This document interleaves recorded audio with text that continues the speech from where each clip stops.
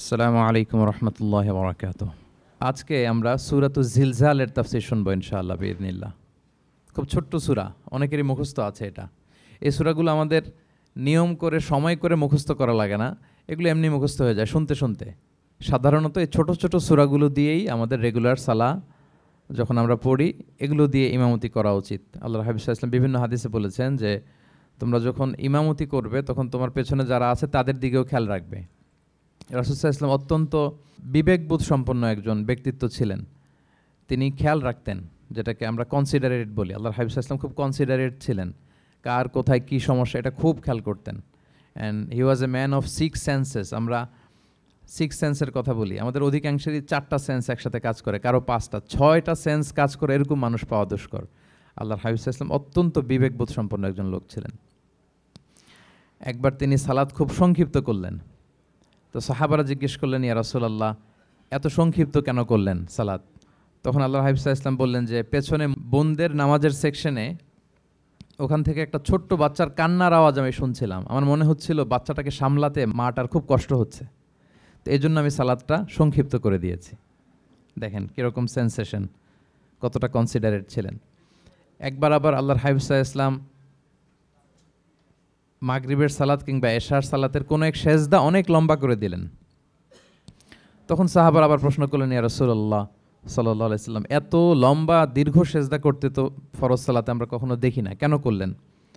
অসুস্থ হলেন নাকি নামাজের মাঝখানে, অথবা ওহী নাজিল হচ্ছিল নাকি, এরকম কিছু ঘটলো নাকি? তো আল্লাহর হাবিব সাল্লাল্লাহু আলাইহি ওয়াসাল্লাম বললেন যে না, এগুলো কিছুই না, বরং আমার নাতি হাসান আমি সেজদারত অবস্থায় আমার পিঠের উপরে চড়ে বসেছিল, কাঁধের উপরে। তো আমি অপেক্ষা করছিলাম যতক্ষণ না তার খেলা শেষ না হয়, তার প্রয়োজন পূরণ না হয়, ততক্ষণ আমি সেজদায় লুটিয়ে পড়েছিলাম। হাসান যখন নেমেছে, তার প্রয়োজন পূরণ হয়েছে, আমি আবার সেজদা থেকে উঠে দাঁড়িয়েছি। দেখেন কতটা কনসিডারেট ছিলেন। তো এইভাবে আল্লাহর হাবিব সাল্লাল্লাহু আলাইহি ওয়াসাল্লাম ছোট ছোট সূরাগুলো দিয়ে ফরজ সালাতের ইমামতি করতে উদ্বুদ্ধ করতেন। মুআয ইবনে জাবাল রাদিয়াল্লাহু তাআলা আনহুকে উনি মদিনার পাশেই একটা এলাকার ইমাম হিসেবে অ্যাসাইন করেছিলেন। তো ওই এলাকার লোকজন ছিল শ্রমজীবী, ওট দিয়ে তারা পানি নিয়ে খেজুর বাগানে পানি সিঞ্চন করত। সারাদিন পরিশ্রম করে ওনারা সালাতে অংশগ্রহণ করত। তো একবার উনি মাগরিবের সালাতে সূরাতুল বাকারা তেলাওয়াত শুরু করলেন। কোরআনের সবচাইতে ছোট সূরা নাকি সবচাইতে বড় সূরা, 286 আয়াত বিশিষ্ট সূরা। তো ওনারা ছিলেন ক্লান্ত, শ্রান্ত, পরিশ্রান্ত। কেউ কেউ বিরক্ত হয়ে, ক্লান্ত হয়ে নামাজ ছেড়ে দিয়ে একা একা নামাজ পড়ে ফেললেন।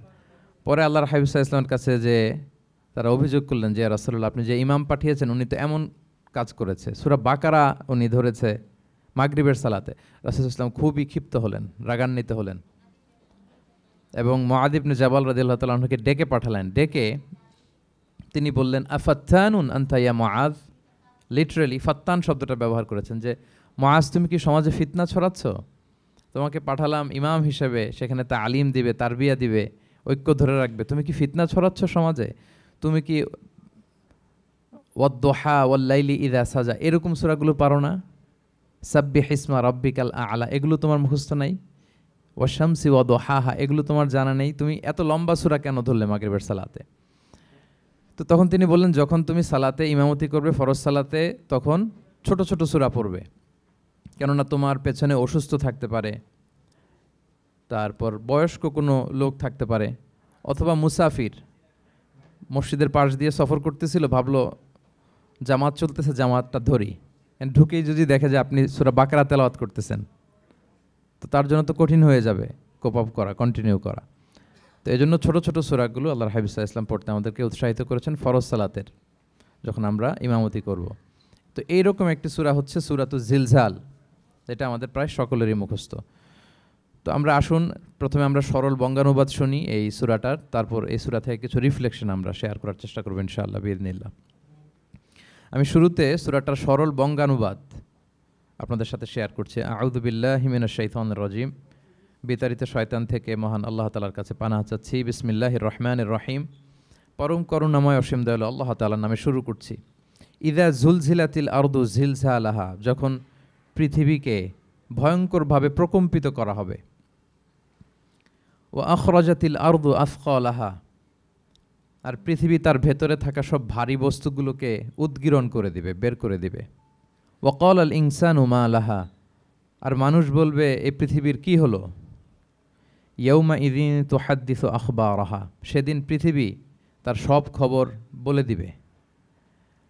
বিআন্না রাব্বাকা আওহা লাহা, কারণ তার রবই তাকে এমনটি করতে আদেশ করেছেন বা প্রত্যাদেশ দিয়েছেন।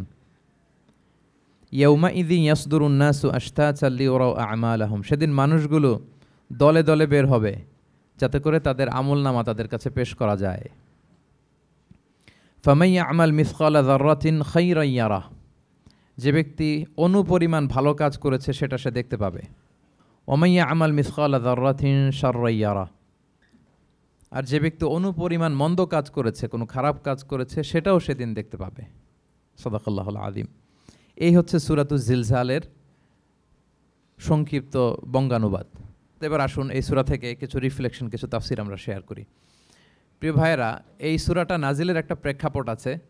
সাহাবাদের মধ্যে একটা ধারণা জন্মেছিল যে আমরা যদি খুব ছোট ছোট ভালো কাজ করি এইটা বোধহয় সওয়াব হবে না, বা মিজানের পাল্লা এটা তেমন একটা রেকগনাইজ করা হবে না। অথবা অনেক সাহাবাদের মধ্যে এরকম ধারণা ছিল যে আমরা খুব সামান্য সামান্য ছোট খারাপ কাজ করলে এটার হয়তো ওইরকম পাপ হবে না বা শাস্তি হবে না। তো ওনাদের মনে যখন এরকম একটা ধারণা তৈরি হলো, তখন আল্লাহ তাআলা এই সূরাটা নাজিল করেছেন। বিশেষ করে এই সূরার শেষের 2 আয়াত, যেখানে আল্লাহ তাআলা বলছেন ফামান ইয়া'মাল মিসকালা যাররাতিন খায়রান ইয়ারা, যে না, তোমরা ছোট্ট ভালো করলে সেটাও দেখতে পাবা সেদিন তোমাদের আমলনামাতে। ওমান ইয়া'মাল মিসকালা যাররাতিন শাররান ইয়ারা, এবং ছোট্ট খারাপ কাজ করলে সেটাও তোমরা তোমাদের আমলনামায় দেখতে পাবে। তো সাহাবাদের এই চিন্তা, এই ধারণাটাকে ভুল প্রমাণ করবার জন্য, তারা যে ভুল ধারণা করছেন এটা বোঝাবার জন্য, জানাবার জন্যই আল্লাহ তাআলা বেসিকলি সূরাতুজ জিলজাল তিনি নাজিল করেন। এই সূরাটি কোরআনের ধারাক্রম অনুসারে 99তম সূরা। কোরআনের যে ধারাক্রম, সূরা ফাতিহা দিয়ে শুরু, তারপরে বাকারা, তারপর আলে ইমরান, সেই ধারাবাহিকতায় এটা কত নম্বর সূরা? 99 নম্বর সূরা। এবং সূরাটি মাদানী সূরা। কি সূরা? আমরা জানি কোরআনের সূরাগুলো 2 ভাগে বিভক্ত, কোনোটা মক্কায়, কোনোটা মদিনায় নাজিল হয়েছে। যেটা মক্কায় নাজিল হয়েছে সেটা মাক্কি, যেটা মদিনায় নাজিল হয়েছে সেটা মাদানী। তো জিলজাল হচ্ছে মাদানী সূরা। এই সূরার আয়াত সংখ্যা হচ্ছে 8। আয়াত সংখ্যা কত? 8। আল্লাহর হাবিব সাল্লাল্লাহু আলাইহি ওয়াসাল্লাম এই সূরাটাকে একটা কম্প্রিহেন্সিভ সূরা বলেছেন। জামে মানে সূরা, খুবই কম্প্রিহেন্সিভ। কম্প্রিহেন্সিভ মানে হচ্ছে ভেরি প্রিসাইজ ইন ওয়ার্ডিং, শব্দ কম, কথা কম, কিন্তু এটার আবেদন, এটার এক্সপ্লেনেশন অনেক বেশি, এরকম একটি সূরা। ছোট্ট অল্প কয়েকটি আয়াত দিয়ে সূরাটা আল্লাহ তাআলা নাজিল করেছেন, কিন্তু এটার আবেদন অনেক বেশি। এক বয়স্ক সাহাবী এসে আল্লাহর হাবিব সাল্লাল্লাহু আলাইহি ওয়াসাল্লামকে বলল, ইয়া রাসূলুল্লাহ, আপনি আমাকে কোরআনের একটা সূরা শিক্ষা দেন, কোন সূরা পড়ব? তো আল্লাহর হাবিব সাল্লাল্লাহু আলাইহি ওয়াসাল্লাম বললেন, যাওয়াতুর র, মানে আলিফ লাম র দিয়ে যে সূরাগুলো আছে এগুলো পড়ো। তো এই সাহাবী বলল, ইয়া রাসূলুল্লাহ, আমার বয়স বেশি, আমার জিহ্বা ভারী হয়ে গেছে, আমি এত বড় সূরা পারবো না, অন্য কিছু বলেন। তো আল্লাহর হাবিব সাল্লাল্লাহু আলাইহি ওয়াসাল্লাম বললেন, তাহলে যাওয়াতু হামিম, হামিম দিয়ে যে সূরাগুলো শুরু হয়েছে কোরআনে সেগুলো পড়ো। বলতেছে, ইয়া রাসূলুল্লাহ, এটাও পারবো না, আরও সহজ করে দেন। তো তখন আল্লাহর হাবিব সাল্লাল্লাহু আলাইহি ওয়াসাল্লাম বললেন, তাহলে আল মুসাব্বিহাত, মানে সাব্বাহা ইউসাব্বিহু দিয়ে যেই সূরাগুলো শুরু হয়েছে তুমি এগুলো পড়ো। ওই সাহাবী বলে, এটাও কঠিন হয়ে যায় আমার জন্য। তখন আল্লাহর হাবিব সাল্লাল্লাহু আলাইহি ওয়াসাল্লাম বললেন যে, তাহলে কি চাও? বলতেছে, আমাকে একটা জামে মানে সূরা শিক্ষা দেন, মানে এমন একটা কম্প্রিহেন্সিভ সূরা শিক্ষা দেন যে এটা শিখলে আমার হেদায়েতের জন্য যথেষ্ট হয়ে যাবে। তখন আল্লাহর হাবিব সাল্লাল্লাহু আলাইহি ওয়াসাল্লাম বললেন, তাহলে তুমি পড়ো ইযা যুলজিলাতিল আরদু জিলজালাহা ওয়া আখরাজাতিল আরদু আথকালাহা ওয়া ক্বালাল ইনসানু মা লাহা। তুমি সূরাতুল জিলজাল তেলাওয়াত করো। তখন থেকেই সাহাবী এই সূরাতুল জিলজাল তেলাওয়াত আরম্ভ করলেন। উনি বললেন যে আমি আর বেশি কিছু পড়ব, শুধু এটাই পড়ব। সাহাবাদের মধ্যে অনেকের এরকম খুব সহজ সরল মানসিকতা ছিল। তো উনি বললেন যে এটাই পড়ব। তো রাসূল সাল্লাল্লাহু আলাইহি ওয়াসাল্লাম বললেন যে কোনো সফল ব্যক্তিকে যদি কেউ দেখতে চায় তাহলে এর দিকে তাকাও, দেখো কত সহজ সরল, কত চমৎকারভাবে সে এই বার্তাটা গ্রহণ করেছে যে আমি জীবনে শুধু এটাই পড়ব। তো সূরাতুল জিলজাল হচ্ছে একটা কম্প্রিহেন্সিভ সূরা, সূরাতুন জামিআ। এটা হচ্ছে সূরার একটা ফজিলত, এটা আমরা জানলাম। আবার আল্লাহর হাবিব সাল্লাল্লাহু আলাইহি ওয়াসাল্লাম এই সূরাকে কোরআনের অর্ধেক বলেছেন।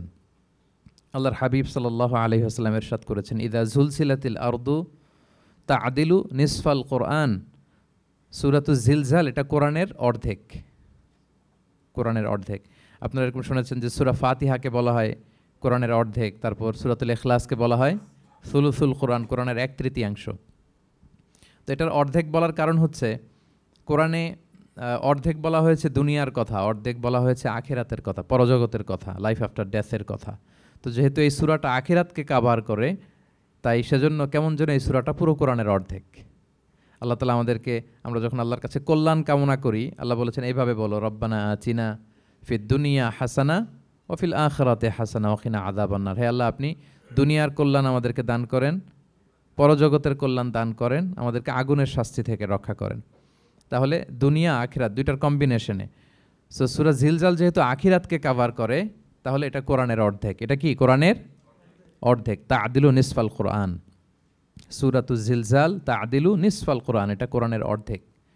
তাহলে দুইটা আমরা ফজিলত বা ভার্চু জানতে পারলাম এই সূরার। এক নম্বর হচ্ছে এটা একটা কম্প্রিহেন্সিভ সূরা, কম্প্রিহেন্সিভ সূরা। দুই নম্বরে জানতে পারলাম এটা কোরআনের অর্ধেক, নিসফুল কোরআন। আচ্ছা, এবার আমরা সূরার তাফসিরে চলে যাই। আল্লাহ তাআলা ইরশাদ করছেন, ইযা যুলজিলাতিল আরদু জিলজালাহা, যখন এই পৃথিবীটাকে প্রকম্পিত করা হবে। প্রিয় ভাইরা, বেসিকলি এই 8 আয়াত বিশিষ্ট সূরাটার মধ্যে আমরা দুইটা ভাগ করতে পারি। প্রথম 5 আয়াতে আল্লাহ তাআলা কিয়ামতের বিভীষিকাময় পরিস্থিতির একটা চিত্রায়ন এখানে এনেছেন, পিকচারাইজ করেছেন যে কিয়ামতের যে সময়টা হবে এটা কেমন হবে, এটা আল্লাহ তাআলা চিত্রায়িত করেছেন। সূরাকে মনোযোগ দিয়ে যদি আপনি পড়েন, অনুধাবন করেন, মনে হবে যে কিয়ামতের চিত্রটা আপনার চোখের সামনে ভেসে উঠেছে। তো 8 আয়াত বিশিষ্ট এই সূরার প্রথম 5 আয়াতে আল্লাহ তাআলা তিনি কিয়ামতের বিভীষিকাময় পরিস্থিতির একটা বর্ণনা হাজির করেছেন।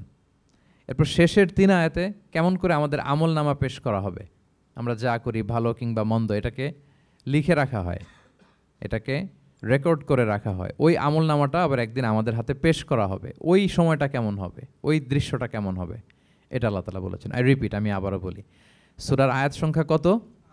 8। তো প্রথম 5 আয়াতে আল্লাহ তাআলা কিয়ামতের বিভীষিকাময় পরিস্থিতির বর্ণনা দিয়েছেন, আর শেষের 3 আয়াতে আমাদেরকে যে আমাদের আমলনামা পেশ করা হবে তার একটা চিত্র তুলে ধরেছেন। এবার মোটামুটি সহজ হয়ে আসছে না ব্যাপারটা? আচ্ছা, তো প্রথম 5 আয়াতে আল্লাহ তাআলা কিয়ামতের চিত্রায়িত কিভাবে কেমন করে করলেন, চিত্র হাজির করলেন। আল্লাহ বললেন যে ইযা যুলজিলাতিল আরদু জিলজালাহা, যখন পৃথিবীকে ভয়ঙ্করভাবে প্রকম্পিত করা হবে, পুরো পৃথিবীটাকে একটা ঝাঁকুনি দেয়া হবে। এই সূরার নামই হচ্ছে ঝাঁকুনি দেওয়ার সূরা, ঝাঁকুনি। জিলজাল মানে হচ্ছে শেকিং, আর্থকোয়েক, ভূমিকম্প, ভূকম্পন। ভূমিকম্পের সাথে পরিচিত না সবাই? এক্সপিরিয়েন্স হয়েছে কারো ভূমিকম্প? নাকি ঘুমায় থাকার সময় হয়? সব সময় হয়েছে? হ্যাঁ, মাঝে মাঝে আমরা এক্সপিরিয়েন্স করি আর্থকোয়েক, ভূকম্পন। পৃথিবী কেঁপে ওঠে, এটা একটা ন্যাচারাল ফেনোমেনা। পৃথিবীর মাটির নিচে অনেক কিছু থাকে, এগুলো নড়ে চড়ে উঠলে পৃথিবীটাও কেঁপে ওঠে। নানা কারণে এই ভূকম্পনটা হয়। পৃথিবীর ভেতরে অনেকগুলো শিলার স্তর আছে। আমরা যেরকম মাটি দেখি, পুরো পৃথিবীটা জুড়েই কিন্তু এরকম মাটি নয়, অনেক শিলা আছে, রূপান্তরিত শিলা, পাললিক শিলা, আগ্নেয়গিরির শিলা। এই শিলাগুলোর মধ্যে ডিসপ্লেস হলে পৃথিবী কেঁপে ওঠে।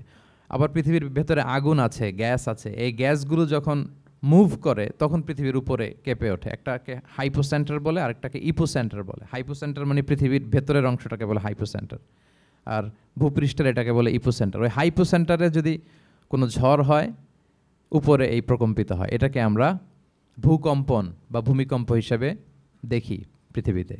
তো এই পৃথিবীতে অনেক বড় বড় ভূমিকম্প আমরা দেখেছি। জাপানে, আমার গত বছর একটা সফর ছিল জাপানে, তো সকাল বিকেল ভূমিকম্প হয়। এখানে তো আমরা 6 মাস 1 বছর ভূমিকম্প দেখি, ওখানে সকালে বিকেলে একটু একটু করে কাঁপতেছে।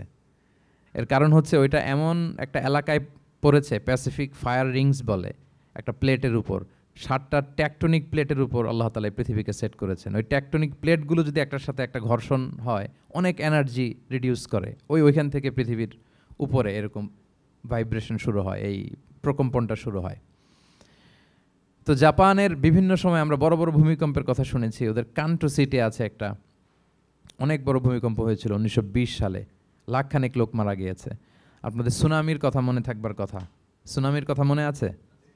কত সালে? 2004 সালে। এই ভূমিকম্পে পুরো একটা মহাদেশ কেঁপে উঠেছিল, দ্য এন্টায়ার এশিয়া, পুরো এশিয়াটা কেঁপে উঠেছিল। এটাকে আন্ডারসি মেগাথার্স্ট আর্থকোয়েক বলে। এত ভয়ঙ্কর ভূমিকম্প হয়েছে যে পুরো, মাঝে মাঝে ভূমিকম্পে তো 1-2টা দেশ আক্রান্ত হয়, এটা পুরো একটা মহাদেশ কেঁপে উঠেছিল। ওই ভূমিকম্পের কারণে ইন্দোনেশিয়াতে প্রায় 2.5 লাখ লোক মারা গিয়েছে, 2.5 লক্ষ। বান্দা আছে সুমাত্রাতে। হাইতিতে একবার একটা ভূমিকম্প হয়েছে আর অনেক আগে, লক্ষ লক্ষ লোক মারা গিয়েছে। তো এই যে ভূমিকম্প এর নামে আল্লাহ তাআলা বেসিকলি এই সূরাটা দিয়েছেন। তবে পৃথিবীবাসী যেই ভূকম্পন এক্সপিরিয়েন্স করেছে, কিয়ামতের সময় যে ভূমিকম্প হবে ওটা কি ওই রকম হবে? হ্যাঁ, ওটা ভয়ঙ্কর ভূমিকম্প হবে, মারাত্মক ভূমিকম্প। আল্লাহ তাআলা বলছেন, ইয়া আইয়ুহান নাসু তাকু রাব্বাকুম ইন্না জালজালাতাস সাআতি শাইউন আযীম। হে মানুষেরা, তোমরা আল্লাহকে ভয় করো আর তোমরা জেনে রেখো কিয়ামতের যে ভূমিকম্পটা হবে সেটা শাইউন আযীম। আযীম শব্দটা আল্লাহ যে কোনো জায়গায় ব্যবহার করেন না, যেটা খুব ভয়ঙ্কর হয়, মাত্রাতিরিক্ত, লিমিট ছাড়িয়ে যায়, ওটার ক্ষেত্রে আল্লাহ তাআলা আযীম বলেন। আল্লাহর হাবিব সাল্লাল্লাহু আলাইহি ইসলামের আচরণ, ওনার ক্যারেক্টারিস্টিক্স বলতে যে আল্লাহ এই শব্দ ব্যবহার করেছেন, ওয়া ইন্নাকা লাআলা খুলুকিন আযীম। নবী হে, আপনি সুমহান চরিত্রের উপর প্রতিষ্ঠিত, মানে এই চরিত্রের মধ্যে দাগ ফেলতে পারে এরকম কেউ নেই। সো আযীম শব্দটা কোরআনের যত জায়গায় ব্যবহার করেছেন, আল্লাহ নিজের ক্ষেত্রে বলেছেন সূরা আয়াতুল কুরসির শেষে, ওয়া হুয়াল আলিয়ুল আযীম, তিনি হচ্ছেন আলী এবং আযীম, সুমহান। তো কিয়ামতের এই ভূকম্পনের ক্ষেত্রে আল্লাহ তাআলা এই আযীম শব্দটা ব্যবহার করেছেন, ইন্না জালজালাতাস সাআতি শাইউন আযীম। এটা মারাত্মক হবে সেদিনকার ভূমিকম্প, সাধারণ ভূমিকম্প নয়। ইযা রুজ্জাতিল আরদু রাজ্জা ওয়া বুসাতিল জিবালু বাসসা, পুরো পৃথিবীটা একসাথে কেঁপে উঠবে, পাহাড়গুলো ভেঙে চুরে তছনছ হয়ে যাবে। এটা হবে বেসিকলি যখন ইসরাফিল আলাইহিস সালাম উনি ট্রাম্পিটে ফুৎকার দিবেন, হুইসেল দিবেন সিঙ্গার মধ্যে, নুফিখা ফিস সূর, সূরের মধ্যে যখন তিনি ফুৎকার দিবেন।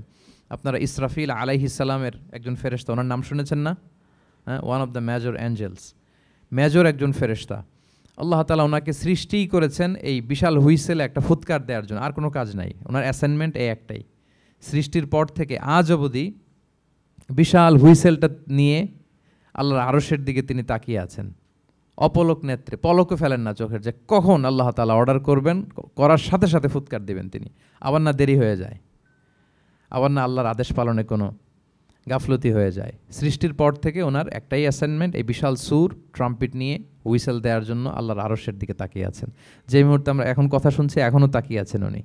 3টা ফুৎকার দেওয়ার জন্য আল্লাহ তাআলা ওনাকে সৃষ্টি করেছেন। প্রথম ফুৎকারটাকে বলে নাফখাতুল ফাজা, যে ফুৎকারের সাথে সাথে মানুষগুলো তটস্থ হয়ে যাবে, পৃথিবীর মানুষ তটস্থ হয়ে যাবে। যখন তটস্থ হবে তখন কি অবস্থা হবে সেটাই আল্লাহ তাআলা এই সূরার প্রথম আয়াতে বললেন, যে ইদা জুলজিলাতিল আরদু জিলজালাহা, যখন পুরো পৃথিবীকে প্রকম্পিত করা হবে মারাত্মকভাবে। ইসরাফিল আলাইহিস সালাম প্রথম যে ফুৎকারটা দিবেন তখন পুরো পৃথিবী কেঁপে উঠবে, মারাত্মকভাবে কেঁপে উঠবে। তারপরের যে ফুৎকার দিবেন তখন সব মরে যাবে, আমরা পৃথিবীতে কেউই বেঁচে থাকবো না, তখন মানুষ মরে যাবে, জিন জাতি মরে যাবে, সমস্ত ফেরেশতারাও মরে যাবে। যেই ফেরেশতা মালাকুল মাউত, যিনি মৃত্যুর ফেরেশতা, যার মাধ্যমে আল্লাহ তাআলা মৃত্যু ঘটিয়ে থাকেন, তারও মৃত্যু ঘটবে। সে আল্লাহ তাআলার কাছে বলবে, আল্লাহ, পৃথিবীর সবাই মরেছে, আপনার আদেশ অনুযায়ী মানুষ, জিন, ইবলিস সবাইকে আমি মৃত্যু দিয়েছি, তাদের রূহ কবজ করেছি, এখন কি হবে? আল্লাহ তাআলা বলবেন, এখন তুমি মরবে, মুতিয়া মালাকুল মাউত, এখন তুমি মরো। মালাকুল মাউত তখন মারা যাবে। এত ভয়ঙ্কর একটা চিৎকার দিয়ে মালাকুল মাউত জগৎ থেকে বিদায় নিবে। আল্লাহর হাবিব সাল্লাল্লাহু আলাইহি ওয়াসাল্লাম বলেন, ওই ভয়ঙ্কর চিৎকার যদি পৃথিবীবাসী শুনতে পেত তাহলে আলাদা করে ইসরাফিলের সিঙ্গার ফুৎকার দেওয়ার প্রয়োজন হতো না, প্রতিটা মানুষ তাদের কানের পর্দা ফেটে মুহূর্তেই লাশ হয়ে পড়ে যেত। মালাকুল মাউত মরে যাবে, তখন মহাবিশ্বে আর কেউ থাকবে না একটা সত্তা ছাড়া। তিনি কে? আল্লাহ সুবহানাহু ওয়া তাআলা। সূরা আর রহমানে আল্লাহ তাআলা চমৎকারভাবে বলেছেন, কুল্লু মান আলাইহা ফান ওয়া ইয়াবকা ওয়াজহু রাব্বিকা যুল জালালি ওয়াল ইকরাম। পৃথিবীতে যা আছে সব নিঃশেষ হয়ে যাবে একমাত্র তিনি ছাড়া। তিনি হচ্ছেন অব্যয়, অক্ষয়, অবিনশ্বর, চিরঞ্জীব, শাশ্বত। এরপর কেউ যখন থাকবে না, আল্লাহ তাআলা ইসরাফিল আলাইহিস সালামকে আবার জীবিত করবেন, তখন তিনি সর্বশেষ হুইসেলটা দিবেন, আবার জীবিত হয়ে তিনি লাস্ট 3 নম্বর হুইসেলটা দিবেন।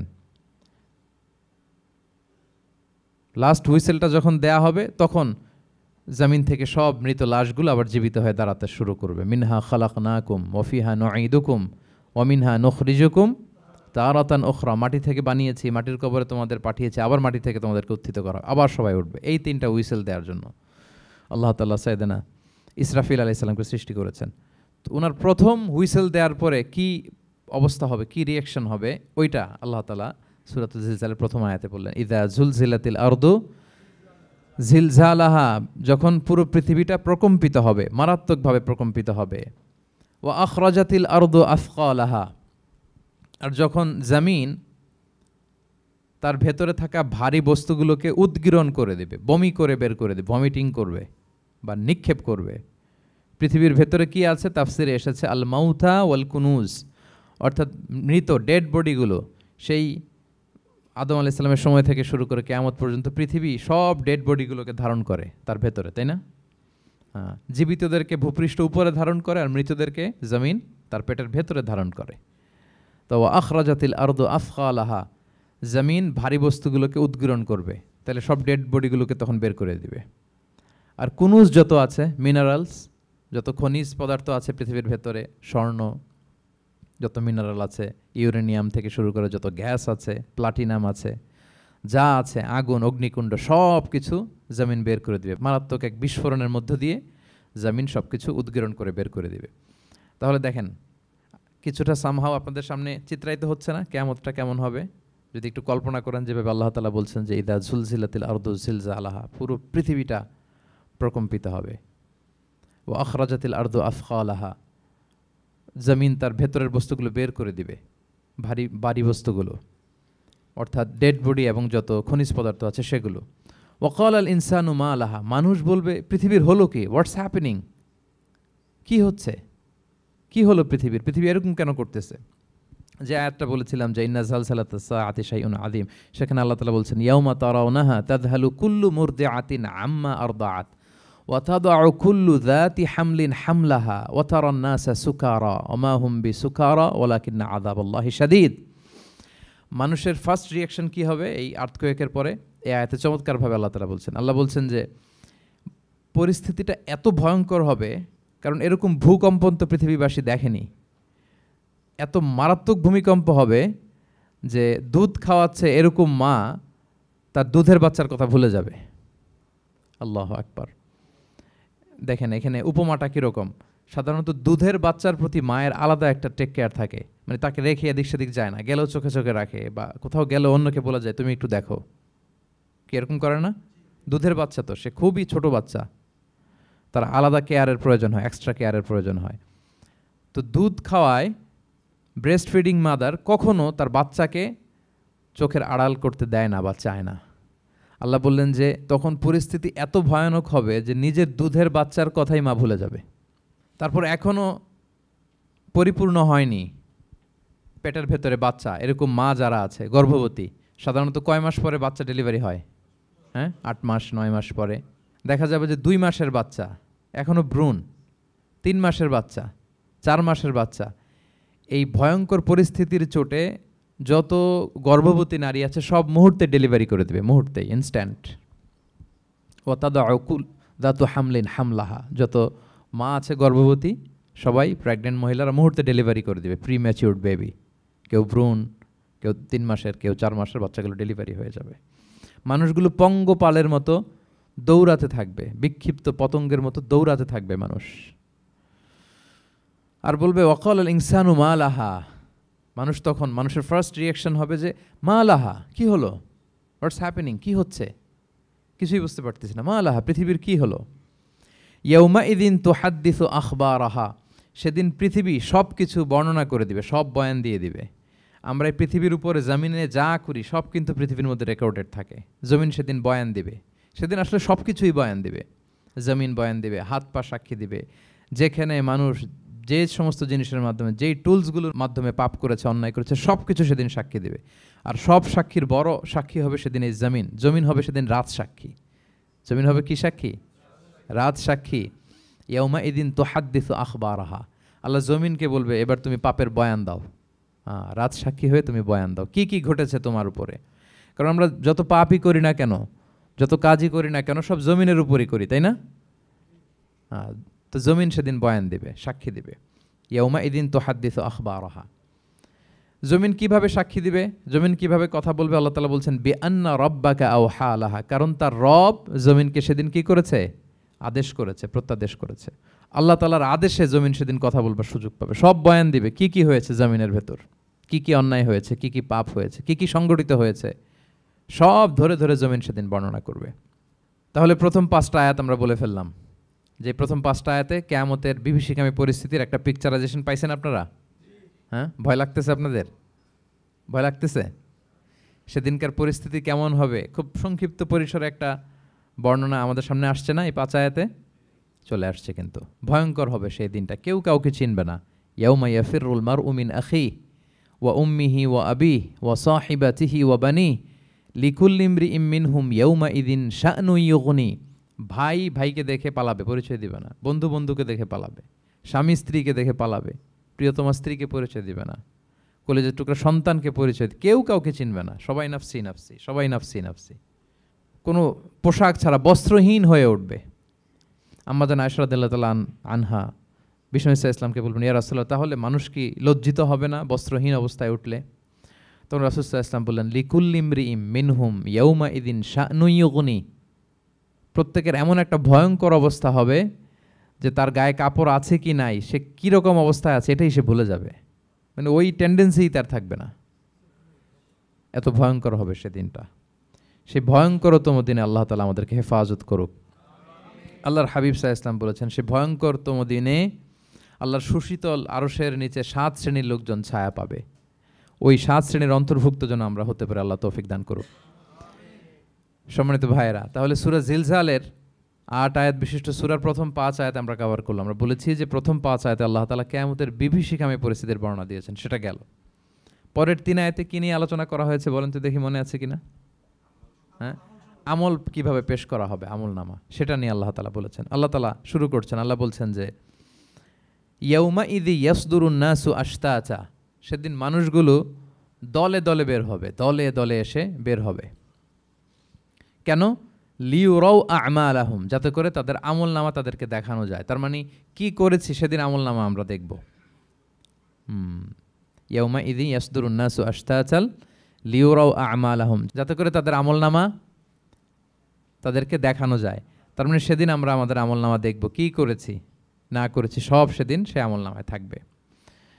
তো আমল নামাটা 2 ভাবে দেয়া হবে। হাদিসে এসেছে, কোরআনের আয়াতও এসেছে। নেককার লোকদের আমল নামা ডান হাতে দেয়া হবে, সামনের দিক থেকে। আর পাপাচারী, সীমালঙ্ঘনকারী, জালিমদের আমল নামা পেছন থেকে বাঁ হাতে দেয়া হবে, পেছন থেকে এনে বাঁ হাতে। আর নেককারদের সামনে থেকে ডান হাতে। আল্লাহ তাআলা যেন আমাদেরকে ডান হাতে আমল নামা দান করেন।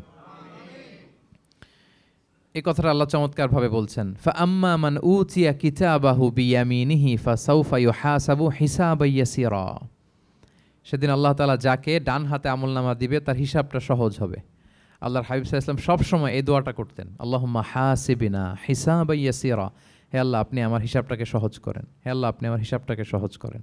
এই দোয়াটা আপনারাও পড়বেন, আল্লাহুম্মা হাসিবিনা হিসাবান ইয়াসিরা। দেখেন, আল্লাহর হাবিব সাল্লাল্লাহু আলাইহি ওয়াসাল্লামের ব্যাপারে বলা হয়েছে গফিরা লাহু মা তাকাদ্দামা মিন যামবিহি ওয়া মা তাআখার। আল্লাহর হাবিব সাল্লাল্লাহু আলাইহি ওয়াসাল্লামের আগের পরের সব গুনাহ মাফ। আদতে তো গুনাহই নাই, নিষ্পাপ ছিলেন তিনি, মাসুম। নবীরা হচ্ছেন মাসুম। তারপরেও আল্লাহর হাবিব সাল্লাল্লাহু আলাইহি ওয়াসাল্লাম এই দোয়াটা করতেন, আল্লাহুম্মা হাসিবিনা হিসাবান ইয়াসিরা। এরপরও তিনি এই দোয়াটা সবসময় করতেন। তাহাজ্জুদের সালাতে দাঁড়িয়ে থাকতে থাকতে ওনার পা ফুলে যেত। সিজদায় যে কাঁদতে কাঁদতে জামা ভিজিয়ে ফেলতেন, হাত্তা বাল্লা লিহিয়াতাহু, দাড়ি ভিজিয়ে ফেলতেন, হাত্তা বাল্লা হাজারাহু, জামা ভিজিয়ে ফেলতেন, হাত্তা বাল্লাল আরদা, সিজদায় পরে কাঁদতে কাঁদতে জমিন ভিজিয়ে ফেলতেন। তো আম্মা জান আয়েশা রাদিয়াল্লাহু তাআলা আনহা বলতেন, ইয়া রাসূলুল্লাহ, এত কষ্ট কেন করেন? আপনার পা ফুলে যায়, কাঁদতে কাঁদতে আপনি হয়রান হয়ে যান। আল্লাহ তো বলেছেন যে আপনার আগের পরের সব গুনাহ মাফ। আল্লাহর হাবিব সাল্লাল্লাহু আলাইহি ওয়াসাল্লাম বলতেন, আফালা উহিব্বু আন আকুনা আবদান শাকুরা। হে আয়েশা, আমি কি শুকরগুজার বান্দা হতে পছন্দ করব না? আল্লাহ তাআলা আমাকে ক্ষমা করেছেন, আমাকে স্পেশাল স্ট্যাটাস দিয়েছেন। এই যে আল্লাহ তাআলার বিশেষ অনুগ্রহ, এটার শুকরিয়া স্বরূপ আমি কি তার কাছে নিজেকে পেশ করব না? তো দেখেন, আল্লাহর হাবিব সাল্লাল্লাহু আলাইহি ওয়াসাল্লাম যার কোনো গুনাহ নাই, তিনিও দোয়া করতেন, আল্লাহ আমার হিসাবটা সহজ করো।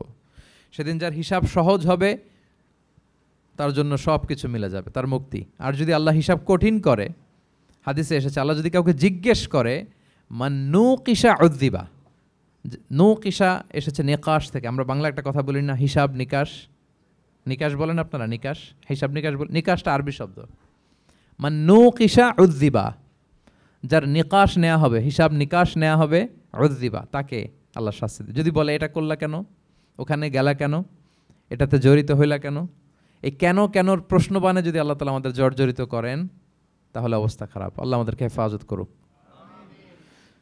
আর যাকে আল্লাহ তাআলা অনুগ্রহ করবেন, অনেক আল্লাহ তাআলা এইভাবে অনুগ্রহ করবেন, আল্লাহ বলবেন তুমি যে এই পাপটা করছিলা মনে আছে? তখন বান্দা বলবে আল্লাহ মনে আছে, আমি স্বীকৃতি দিচ্ছি, অ্যাকনোলেজ করছি আল্লাহ আমি পাপী, আল্লাহ আমি ভুল করে ফেলেছি। আল্লাহ বলবে এটা দুনিয়ার কেউ জানে না, আজকে আমিও জানাবো না কাউকে, যাও তুমি আমার এই ডান হাতের নিচ দিয়ে জান্নাতের ভেতরে ঢুকে যাও। আল্লাহুম্মা জাআলনা মিনহুম, আল্লাহুম্মা জাআলনা মিনহুম, আল্লাহুম্মা জাআলনা মিনহুম ইয়া রাব। আল্লাহ তুমি আমাদেরকে তাদের অন্তর্ভুক্ত করো, আমরা পড়ি আমিন। আল্লাহর হাবিব সাল্লাল্লাহু আলাইহি ওয়াসাল্লাম বলতেন আল্লাহুম্মা হাসিবিনা হিসাবান ইয়াসিরা, আল্লাহ আপনি আমাদের হিসাবকে সহজ করুন। ফাআম্মা মান উতিয়া কিতাবাহু বিয়ামিনিহি, তাহলে হিসাব সহজ হবে কাদের? যাদেরকে আল্লাহ কোন হাতে আমলনামা দিয়েছেন? ডান হাতে। ফাসাউফা ইউহাসাবু হিসাবান ইয়াসিরা, তাদেরকে সহজভাবে হিসাব নেওয়া হবে। ওয়ায়ানকালিবু ইলা আহলিহি মাসরুরা, তারা তাদের পরিবারের সাথে খুব আনন্দ উৎফুল্লতার সাথে মিলিত হবে। আর ওয়া আম্মা মান উতিয়া কিতাবাহু ওয়ারাআ যাহরি, আর যাদেরকে পেছন থেকে আমলনামা দেয়া হবে বা হাতে, ফাসাউফা ইয়াদউ সুবুরা, তারা মৃত্যু কামনা করবে, সেদিন মৃত্যু, ধ্বংস কামনা করবে, তারা নিজেদের ধ্বংস। ওয়ায়াসলা সাঈরা, আর তারাই জাহান্নামে অন্তর্ভুক্ত হবে, জাহান্নামে তারাই প্রবেশ করবে। বলে আয়াযু বিল্লাহ, নাউযু বিল্লাহ, আল্লাহ আমাদেরকে তুমি হেফাজত করো। তাহলে আমলনামার পর্বটা কেমন হবে? আল্লাহ বলছেন ইয়াউমা ইযি ইয়াসদুরুন নাসু আশতাত, দলে দলে মানুষ উঠবে, কবর থেকে আসবে, লিউরাউ আমালাহুম, যাতে করে তাদের আমলনামা তাদেরকে দেখানো হয়। আর আমলনামা কারো আসবে সামনে থেকে ডান হাতে, কারো আসবে, আমরা যেন ডান হাতে পাই নাকি? এই ফরিয়াদ, এই প্রার্থনা আমরা আল্লাহর কাছে করি। এবার আমলনামা পেয়ে গেলাম আমরা সবাই হাতে, এবার আল্লাহ তাআলা আমাদেরকে বলবেন তোমরাই একটু পড়ো তোমাদের আমলনামা। ইকরা ইকরা কিতাবাকা কাফা বিনাফসিকা আল-ইয়াউমা আলাইকা হাসিবা, পড়ো তোমার আমলনামা, হিসেবের জন্য তুমিই যথেষ্ট আজকে। ধরেন আজকে আপনার গণিত পরীক্ষা গেছে, ধরেন অঙ্ক পরীক্ষার পরে যার খুব কনফিডেন্স ভালো, ভালো গণিত জানে, সে আসলে আগে থেকেই জানে যে আমি 100তে 100, তার একটা নিজের হিসেব নিকেশ আছে না নাকি? হ্যাঁ। আর ধরেন যে যার গণিত মিলে নাই, পরীক্ষা ভালো হয় নাই, যে হচ্ছে খুব খারাপ ছাত্র, একেবারে লাড্ডু গুড্ডু মেরে আসছে, ও নিজেও জানে এটার ফল প্রকাশের জন্য এত ওয়েট করা লাগে না, তার একটা হিসাব নিকেশ আগে থেকে জানা আছে যে আমার দিয়ে তো কিছু হবে না, আমার অন্য চিন্তা করতে হবে। ফলাফল রেজাল্ট আসে নাই, কিন্তু সে নিজেও জানে যে সে 00 পাবে। আর যে গণিতে খুব ভালো, হ্যাঁ, সব তার গণিত মিলে গেছে, রেজাল্টের আগে থেকেই সে জানে যে আমার 100 থেকে 100 কেউ এটা থামাতে পারবে না। তো আমরা আসলে কে কি করেছি, আমাদের কি আমলনামা, সেদিন তো আমরা পাবো, কিন্তু তার আগে আমাদের নিজেদেরও একটা বন্দোবস্ত, হিসেব নিকেশ, বোঝাপড়া আছে না নাই বলেন? আমরা জানি আমরা কে কি করেছি আমরা জানি। আল্লাহ নিজেদেরকে তখন দায়িত্ব দিয়ে বলবেন ইকরা কিতাবাকা কাফা বিনাফসিকা আল-ইয়াউমা আলাইকা হাসিবা, পড়ো তোমার আমলনামা, ইকরা পড়ো।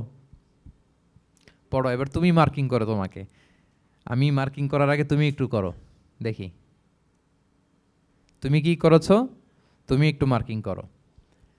তো আমলনামা পাওয়ার পরে আমাদের যে প্রতিক্রিয়া হবে সেটা আল্লাহ কোরআনে তুলে ধরেছেন। আল্লাহ তাআলা বলছেন যে মানুষ বলবে মালি হাযাল কিতাবি লা ইউগাদিরু সগীরাতান ওয়ালা কাবীরাতান ইল্লা আহসাহা, এটা কেমন আমলনামা, ছোট বড় কোনো কিছু মিসিং হয় না এখানে। আল্লাহু আকবার, কিছু মিস হয় নাই। অনেক কিছু আপনারও মনে নাই, কিন্তু দেখার পরে মনে হবে। ধরেন ঠিক এই মুহূর্তে গত বছর রমাদানের এই দিনে আমরা কোথায় ইফতারি করছিলাম, হুট করে জিজ্ঞেস করলে আমি বলতে পারবো? বলতে পারবেন আপনি? কিন্তু হিসাব কেউ মিলাই দিলে তখন মনে করবে ও তাই তো, আমি তো ওই সময় এটা করছি, ওই সময় তো ওইখানে ছিল। আমলনামা দেখে মানুষের ফার্স্ট রিয়াকশন হবে মালি হাযাল কিতাবি লা ইউগাদিরু সগীরাতান ওয়ালা কাবীরাতান ইল্লা আহসাহা, এটা কেমন আমলনামা, সব মিলে যাচ্ছে, তাই তো, এমনটাই তো করেছি আমি। সগীরাতান ওয়ালা কাবীরা, ছোট বড় তুচ্ছ নগণ্য সব আল্লাহ তাআলা তুলে ধরেছেন সেখানে, সব আমলনামায় তুলে ধরেছেন। মুমিনরা তো আমলনামা পেয়ে মহা খুশি, তাদের চেহারা হবে সেদিন উজ্জ্বল, প্রফুল্ল, প্রস্ফুটিত।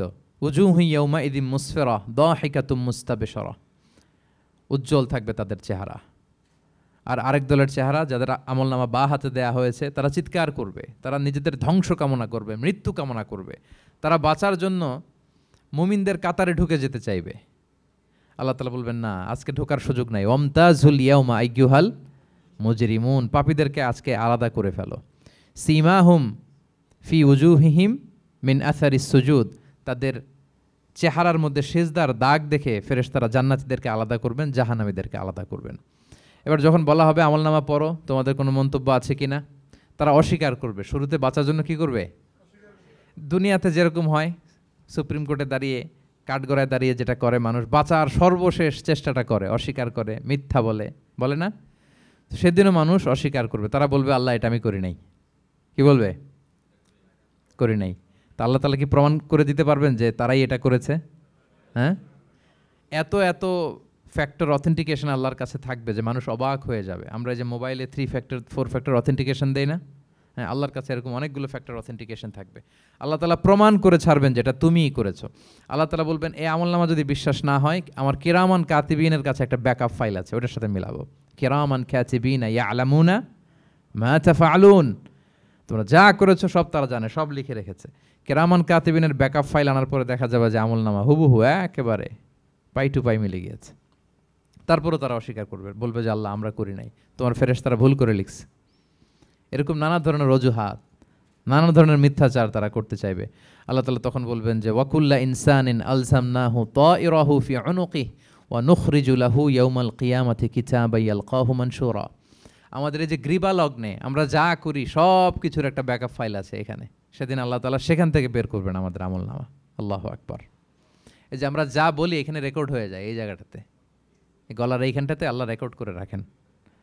এবং সেদিন এখান থেকে আল্লাহ তাআলা একটা প্রিন্ট আউট বের করে দেখাবেন যে এই দেখো তোমার আমলনামা, কেরামান কাতিবিনের আমলনামা ব্যাকআপ ফাইল, এই যে তোমার এখানে গ্রীবালগ্নে আমি যেটা রেখেছি সেভ করে, এটাও মিলে যাচ্ছে। এরপর মানুষ অনেকে বিশ্বাস করবে না।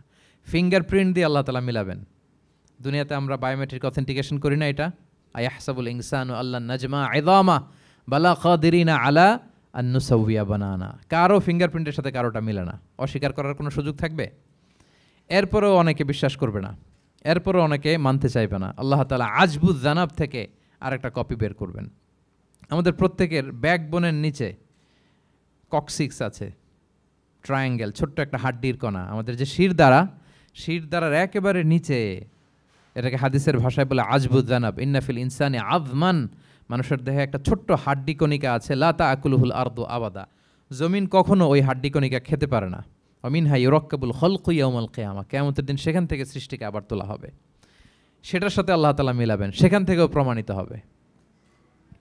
এরপর আল্লাহ তাআলা ভিডিও রেকর্ড দেখাবেন। ওয়াকুল্লা শাইইন আহসাইনাহু ফি ইমামিম মুবিন নামক ভিডিও রেকর্ডার দিয়ে, তখন আপনি সরাসরি দেখবেন যে এই তো আপনি ওই জায়গায় গিয়েছেন, এই তো আপনি পাপ কাজ করেছেন, এই তো আপনি অন্যায় কাজ করেছেন, এই তো আপনি জুলুম করেছেন, এই তো সীমালঙ্ঘন করেছেন, সব কিছু আপনি একেবারে ভিজুয়াল প্রেজেন্টেশন, আর অস্বীকার করার কোনো সুযোগ থাকবে না। তারপরেও যারা অস্বীকার করবে যে আল্লাহ আমি করি নাই, আল্লাহ বলেন আলিয়াউমা নাখতিমু আলা আফওয়াহিহিম ওয়া তুকাল্লিমুনা আইদিহিম ওয়া তাশহাদু আরজুলুহুম বিমা কানু ইয়াকসিবুন। সেদিন তার মুখকে আমি সিলগালা করে দেব, আর সুযোগ দেওয়া হবে না। অনেক অস্বীকার করেছো, তার হাত সাক্ষী দিবে, তার পা সাক্ষী দিবে। সেদিন আল্লাহ তাআলা প্রমাণ করেই ছাড়বেন যে এই পাপ তুমি করেছো। তাহলে আমলনামা কিভাবে আল্লাহ দিবেন? আল্লাহ বলেন ইয়াউমা ইযি ইয়াসদুরুন নাসু আশতাতা, দলে দলে আসবে, লিউরাউ আমালাহুম, যাতে করে তাদেরকে আমলনামা দেখানো হয়। ফামাইয়া আমাল মিসকালা যাররাতিন খাইরান ইয়ারা, অনুপরিমাণ ভালো করেছো তো সেটা তুমি দেখতে পাবে, অনুপরিমাণ খারাপ করেছো তো সেটাও তুমি দেখতে পাবে। যাররা মানে হচ্ছে অণু, অ্যাটম, বস্তুর ক্ষুদ্রতম একক, একেবারে অণুর কথা আল্লাহ তাআলা বলেন যে একেবারে ছোট্ট কাজ সেটাও তুমি দেখতে পাবে, ছোট্ট খারাপ কাজ সেটাও দেখতে পাবে। আমরা অনেক সময় ছোটোখাটো জিনিসগুলোকে গুরুত্ব দেই না। আল্লাহর হাবিব সাল্লাল্লাহু আলাইহি ওয়াসাল্লাম বলেছেন ওয়ালা তাহকিরান্না মিনাল মা'রুফি শাইআ ওয়ালাউ আন তালকা আখাকা বিওয়াজহিন তালিক, তোমরা কোনো ছোট ভালো কাজকে এটাকে আন্ডারমাইন করো না, ছোট মনে করো না, যে কোনো ভালো কাজ হোক এটাকে ছোট করবো না। ইভেন তুমি তোমার ভাইয়ের সাথে দেখা হলো যে মুচকি হাসি দিয়ে কথা বলো, এটারও তুমি মনে করো না যে এটা কাজে লাগে, এটাও কাজে লাগবে, এটাও সেদিন মিজানের পাল্লায় তোমার নাজাতের বড় মেজর একটা ওসিলা হয়ে যেতে পারে। আপনি যে আপনার ভাইয়ের সাথে মুচকি হাসি দিয়ে কথা বলেন, এটা সাদাকার সওয়াব হয়। Your smile to your brother it's a charity, তাবাসসুমুকা ফি ওয়াজহি আখিকা সাদাকা, দেখলেন সালাম দিলেন, একটা মুচকি হাসি, এটা সাদাকা দেয়ার সওয়াব। সুবহানাল্লাহ, এটাও সেদিন কাজে লেগে যাবে। সো ফামাইয়া আমাল মিসকালা যাররাতিন খাইরান ইয়ারা ওয়া মাইয়া আমাল মিসকালা যাররাতিন শাররান ইয়ারা, ছোট্ট ভালো কাজ যদি করো সেটাও দেখবে, ছোট্ট খারাপ কাজ যদি করো সেটাও দেখতে পাবে। যত ছোট ভালো কাজ করেন, রাস্তায় একটা ধরেন যে কলার ছোলা পড়েছিল, ভাবলেন যে এইটা সরাই দেয় একটু, আমি ইমাতাতুল আদা আনিত তরিক হবে, মানুষ পিছলে পড়লে পা ভাঙবে, তো এই ময়লাটা একটু সরাই দিলেন। কলার একটা ছোলা পড়েছিল, খোসা এটা ফেলে দিচ্ছেন, দেখবেন যে ওই দিন এটাও রেজিস্টার করা আছে, এটাও লেখা। একজনকে মুরব্বী একজন আসছে, আপনার বসার সিট ছিল, ওনার সিট ছিল না, উঠে দাঁড়িয়ে তাকে বসার সুযোগ করে দিয়েছে, ওই দিন দেখবেন যে এটাও লেখা, এটার জন্য অনেক সওয়াব রেজিস্ট্রেশন করা আছে। একজন রাস্তা দিয়ে যাচ্ছিল, জিজ্ঞেস করতেছে ভাই যে এই জালান অমুকটা কোথায়, তো আপনি বলে দিলেন যে জালান গুম্বাকটা তো এইদিকে, তো সে আপনার কারণে ওই দিন সঠিক পথে যেতে পারলো। আপনার কাছে মনে হয়েছে ছোট্ট ফিউ সেকেন্ডসের একটা নেক কাজ, কিন্তু সেদিন দেখবেন আমল নামায় সেটাও লেখা। আবার এরকম ছোট্ট ফামাইয়া আমাল মিসকালা যাররাতিন শার, ছোট্ট আপনি একটা গালি দিয়েছেন কাউকে, কারোর ব্যাপারে, এর ব্যাপারে ওর কাছে যে কান ভারী করছেন, ফেসবুকে একটা বাজে কমেন্ট করে দিয়েছেন, দেখার কেউ নাই, ধরার কেউ নাই, দিলাম একটা গালি, দেখবেন যে ওই দিন সব একেবারে ক্ষুদ্র থেকে ক্ষুদ্রতর অনুপরিমাণ খারাপ কাজ, ভালো কাজ সব সেদিন আমলনামায় তুলে রাখবে কে? আল্লাহ সুবহানাহু ওয়া তাআলা, তিনি সেদিন আমলনামায় সব তুলে রাখবেন। সো আমরা কোনো ভালো কাজকে যেন তুচ্ছ মনে না করি, কোনো খারাপ কাজের সাথে যেন জড়িত না হয়, যত ছোট হোক। শয়তানের ওয়াসওয়াসায়, প্রবৃত্তির ধোকায় পড়ে, নফসের ধোকায় পড়ে কখনোই যেন পাপের কাজে আমরা পা না বাড়াই, এবং প্রত্যেকটা পাপকেই যেন আমরা ভয়ঙ্কর মনে করি যে না, এটা আমার জন্য কাল হয়ে দাঁড়াতে পারে। আর প্রতিটা ভালো কাজ করার ক্ষেত্রে যেন আমরা প্রতিযোগিতা করি, আর এই মাইন্ডসেট যেন থাকে যে না, এটা আমাকে বাঁচাতে পারে সেদিন। কি বলেন, ঠিক কি না? তাহলে আল্লাহ তাআলা শেষ করলেন ফামাইয়া আমাল মিসকালা যাররাতিন খাইরান ইয়ারা। প্যাস লেগে যায় না? লেগে যায়, স্বাভাবিক। আগে খাইরান, পরে শাররান। অনুপরিমাণ ভালো করলে সেটাও সে সেদিন কি পাবে, অনুপরিমাণ খারাপ করলেও পাবে। দেখেন, এটা একটা আশা জায়গা নিয়ে আসে আমাদের, কিন্তু হোপফুল করে, তাই না? আমরা অনেক সময় এমন হয় যে ভালো কাজ করছি, কেউ দেখে নাই। হ্যাঁ, আপনি এই আয়াতটা খেয়াল করবেন যে না, কেউ দেখে নাই, কিন্তু দেখেছে কে? আল্লাহ দেখেছেন, উনি দেখলেই চলবে, আমার আমলনামা এটা ঠিকই থাকবে। কোনো এক কারণে সমাজের সবাই আপনাকে ভুল বুঝেছে, misunderstanding, everyone got you wrong, আসলে আপনি ঠিক ছিলেন। সবাই পরিস্থিতি, সামাজিক, এটা সেটা, এরকম হয় না যে সবাই ভুল বুঝতেছে, আসলে আপনি ঠিকই করছেন। সবাই ভুল বুঝুক, আপনার আমলনামায় সেটা ভালো কাজ হিসেবে লেখা থাকবে, ঠিক কি না? অনেক সময় ঠকায় লোকজন, আমাদেরকে ঠকায় নানাভাবে, আমরা হয়তো তার সাথে পেরে উঠি না। মাঝে মাঝে কিছু ভিডিও আমি দেখি, এই আপেল বিক্রি করতেছে, কি অদ্ভুত ব্যবসায়ী, তো দেখাচ্ছে খুব ভালো ভালো আপেল, আপনারা দেখেছেন কিনা জানি না। সে আবার ওই পলিথিনের ভেতরে পচা নষ্ট আপেলগুলোর কয়েকটা প্যাকেট করে রাখে, তো আপনি বেছে বেছে যেই ভালো আপেলে দিবেন সেটাই সে নিয়ে প্যাকেটে দিয়ে দিচ্ছে। মাপটাপ করার পরে আপনি যখন টাকা বের করতেছেন বা অন্যমনস্ক, হুট করে সে ওই পচা আপেলের ওইটা, আপনার একই পলিথিন, একই ওজনের তার একটা হিসাব থাকে, ওইটা ধরায় দিচ্ছে। তা আপনি কোত্থেকে আপেল কিনছেন, বাসা হয়তো অনেক, বাসায় যেয়ে দেখেন সর্বনাশ, কি টসটসে পাকা আপেলগুলো বেছে বেছে দিলাম, এখন দেখি পচা, তো ওরে তো আর পাবেন না, ওরে আর ধরাও হইল না। আপনি ভাবছেন হিসাবটা এখানেই শেষ? হ্যাঁ, এখানেই শেষ না, lot of unsettled issue yet to be settled. এরকম অনেক কিছু আছে দুনিয়াতে আপনি সেটেল করতে পারেন নাই, সেটেল হবে সেদিন। দ্য কনসেপ্ট অফ আখেরা যদি না থাকতো, this worldly life would be a joke. আখেরা বলে যদি কিছু না থাকতো, এই পৃথিবীটা আসলে একটা জোক ছিল, জোক। কেটে টুকরা টুকরা করে বস্তাবন্দি করে ফেলে রাখছে ডোবার মধ্যে, কেউ দেখে নাই, হদিস নাই, এটার সাক্ষীও পাওয়া, বিচারও হচ্ছে না। আর বিচারের যে দীর্ঘসূত্রিতা, আপনি ভাবছেন শেষ, এখানেই শেষ? Not that easy brother. একদিনে ঋণ তাকে শোধ করতে হবে। ফামাইয়া আমাল মিসকালা যাররাতিন খাইরান ইয়ারা ওমাইয়া আমাল মিসকালা যাররাতিন শাররান ইয়ারা। ছোট্ট ছোট্ট ভালো যেখানে আল্লাহ লিখে রাখবেন, এই বড় বড় লোক ঠকানো, জুলুম, অপরাধ, এগুলোর বিচার হবে না একদিন? বলেন, বিচার হবে। তাহলে কনসেপ্ট অফ আখেরা, এটা আমাদেরকে আশাবাদী করে। এই যে আমরা কেউ দাদা হারিয়েছি, বাবা হারিয়েছি, আমরা বিশ্বাসীরা আমরা হতাশ হই না, আমরা বিশ্বাস করি আমি তো আমার বাবাকে পাচ্ছি ওইখানে, তো ক্ষণিকের একটা সময়। দুনিয়ার জীবনটা কি ক্ষণিকের। দিস দুনিয়া কম্পেয়ার টু আখেরা ইজ নাথিং, অ্যাবসলিউটলি নাথিং। আখেরাতের তুলনায় এটা তো কিছুই না। আমার দাদাকে পাবো, বাবাকে পাবো, তার মানে আখেরা, কনসেপ্ট অফ আখেরা আমাদেরকে হোপফুল করে, আশাবাদী করে। দুনিয়াতে আমাকে ভুল বুঝেছে, মানুষ ঠকিয়েছে, আমি অনেক কিছুর বিচার পাই না, আমি সেদিন পাবো, তো আপনাকে হোপফুল করছে না, এটা আশাবাদী করছে না? আখেরাত আমাদেরকে কি করে? আশাবাদী করে। যত জুলুম, অত্যাচার, যেগুলোর বিচার এই দুনিয়াতে হয় নাই, সেদিন সে বিচারটা হবে। ফামাইয়া আমাল মিসকালা যাররাতিন খাইরান ইয়ারা ওমাইয়া আমাল মিসকালা যাররাতিন শাররান ইয়ারা। প্রিয় ভাইরা, তাহলে পেয়েছেন সূরাতুজ জিলজালের আলোকে কিয়ামতের বিভীষিকাময় চিত্র এবং কেমন করে আমলনামা আমাদের সামনে পেশ করা হবে। আপনাদের কাছে ক্লিয়ার হয়েছে? আল্লাহ তাআলা আমাদের সবাইকে ডান হাতে আমলনামা দিয়ে ধন্য করুক। আমরা যত নেক কাজ করেছি, ভালো কাজ করেছি, সবগুলোর বদলা, প্রতিদান, রিওয়ার্ড যেন আমরা সেদিন পাই। আল্লাহ তৌফিক দান করুক। আল্লাহ আমাদেরকে কোনো হিসাব ছাড়া বিনা হিসাবে জান্নাতে হিসেবে কবুল করুক। আল্লাহ তাআলা আমাদের সবাইকে কথাগুলো বোঝা আর আমল করার তৌফিক দান করুক।